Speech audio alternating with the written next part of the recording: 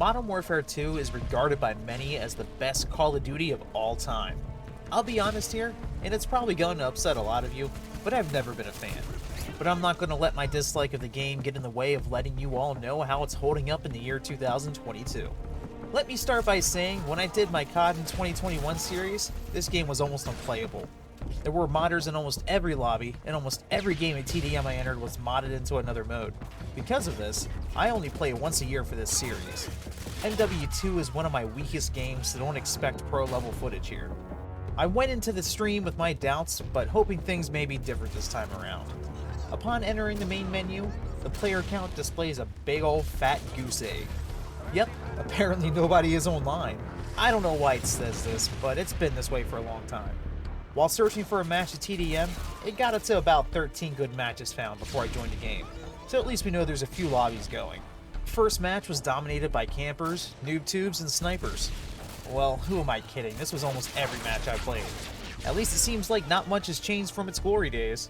It seemed like every match was dominated by somebody playing like a total asshole.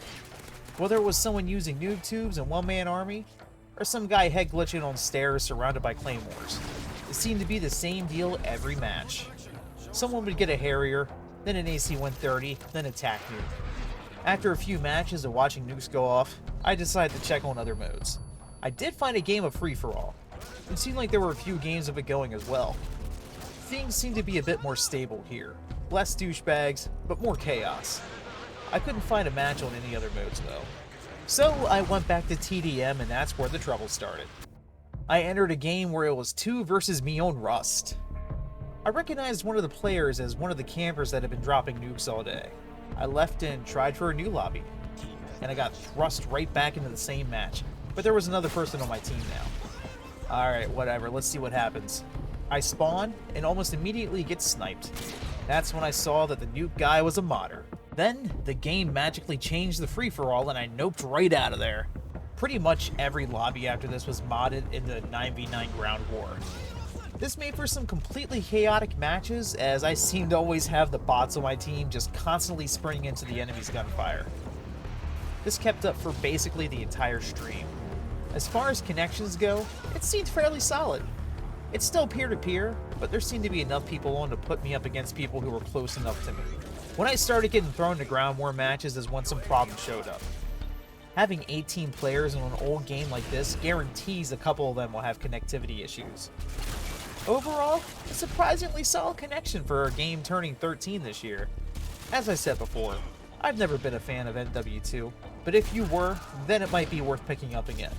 Besides the one modder I mentioned, I honestly didn't notice anything else that seemed too fishy. Now this is just my experience from a Thursday afternoon. I'm sure things may be different in the evenings and on the weekends.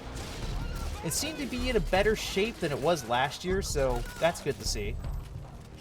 Modern Warfare 2 earns an orange on my rating scale for low player count, no modder issues, and just how much of a dick everyone is on there. I'm sure you can easily hop on and have some fun playing a few matches, but unless you're one of the dickheads I mentioned before, you're going to get burned out real quick like I did. That being said, it's only a matter of time before either Sony shuts down online play or Activision pulls the plug on the servers. You never know when it'll be your last time playing.